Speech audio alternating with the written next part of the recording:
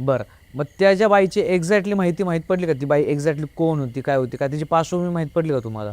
पार्श्वभूमी तर तसं काही आम्हाला विचारलं, आम्ही गावकऱ्यांना वगैरे सांगितली गोष्ट, की आमच्यासोबत काय घडलं.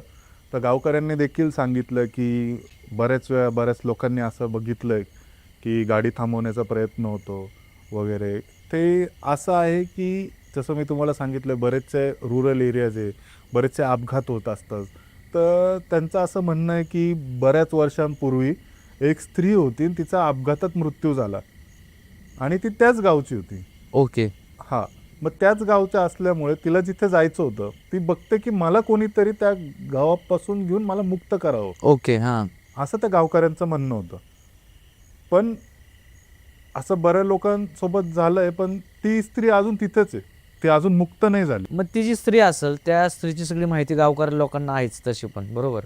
मग त्या स्त्रीचे जे परिवार असेल किंवा कुटुंब असेल, त्यांना कॉन्टॅक्ट वगैरे करून तिला मुक्ती देण्याचा प्रयत्न नाही केला का गावाल्या लोकांनी? कारण की ती जी बाई आहे, ती ठीक आहे, ती काही लोकांना आता काही त्रास वगैरे देत नाही. पण ते जेवढं जुनं होत जाईल, तेवढी तिची शक्ती वाढत जाईल आणि त्या सगळ्या तिच्या गोष्टींचं जी ताकद आहे ती वाढत जाईल आणि कधीतरी कुठल्यातरी व्यक्तीचा ह्याच्यामध्ये जीव जाऊ शकतो ना. नाही, असं जीवितहानी तर आजपर्यंत झालेली नाही आहे. पण ज्यावेळेस आम्ही जसं मी तुम्हाला सांगितलं, की तो फार रुरल भाग आहे. तिथं कंटिन्यू कोणी म्हणजे जास्त लोकं राहत नाही. तर असं पण आहे, की तिथले आता त्यांचं कोणी राहत नाही. फक्त तीच एक अटकून पडलेली आहे त्या गावात. असं आम्हाला त्या गावकऱ्यांनी सांगितलं. हा व्हिडिओ पूर्ण पाहण्यासाठी बायोमध्ये लिंक दिलेली आहे. लिंकवर क्लिक करा आणि मिस्टर टॉक्स यूट्यूब चॅनलला जाऊन पूर्ण व्हिडिओ पहा.